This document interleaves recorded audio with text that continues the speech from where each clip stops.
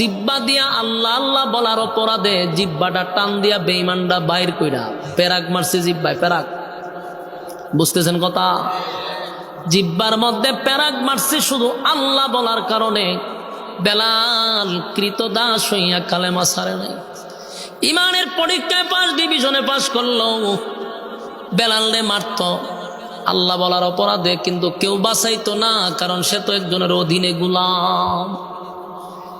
খাব্বাব রে মারছে গো, খাব্বাবও গোলাম, খাব্বাব কালো, খাব্বাব রে মারছে ইমান আনার অপরাধে। সুমাইয়া একজন মহিলা, সর্বপ্রথম ইসলামের প্রথম যিনি মহিলাদের মধ্যে শাহাদাত বরণ করছে হলো সুমাইয়া রাদিয়াল্লাহু তাআলা আনহা। ইমান দেয় নাই, জীবন দিয়া দিছে। আসেনি এলাকার সুবহানাল্লাহ? সুবহানাল্লাহ কোন সময় হন ঠাড়া পড়লে এক এক জায়গাতে নিয়ম হইতে পারে। এই জায়গায় সুবহানাল্লাহ না কইলে আপনারা ঠাড়া বললে সুবহানাল্লাহ কন হইতে পারে। কিশোরগঞ্জে এক এক সাইডে এক এক সিস্টেম। এক কথা কি বুঝতেছেন? জীবন দিছে, ইমান দিছে। আমরা তো ইমান দিয়া দিই, জীবন দিই না। সুমাইয়া একজন মহিলা, কিন্তু ইমানের জন্য সন্তানের সামনে মাকে উলঙ্গ করছে। যুবক সন্তান আম্মার রাদিয়াল্লাহু তাআলা আনহু মাকে, সন্তানকে আবু জাহেলের সাঙ্গ পাঙ্গরা একত্রিত করে গাছের সঙ্গে বাচ্চা।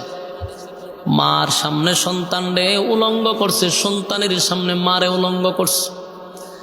এমন ভাবে নির্যাতন করছে রে। কিন্তু সুমাইয়ার ইমান কত পাওয়ার! সুমাইয়া হয় আম্মার, আমি এমন সন্তান জন্ম দেই নাই যেই সন্তান বেঈমানের সামনে মাথা নত করবে।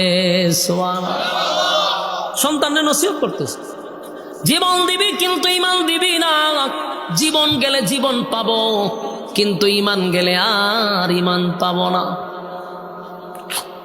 সুমাইয়ার উপরে রাগান্বিত হইয়া আবু জাহিল্লা লজ্জাস্থানে বর্ষার আঘাত করে শাহাদাত বরণ করছে।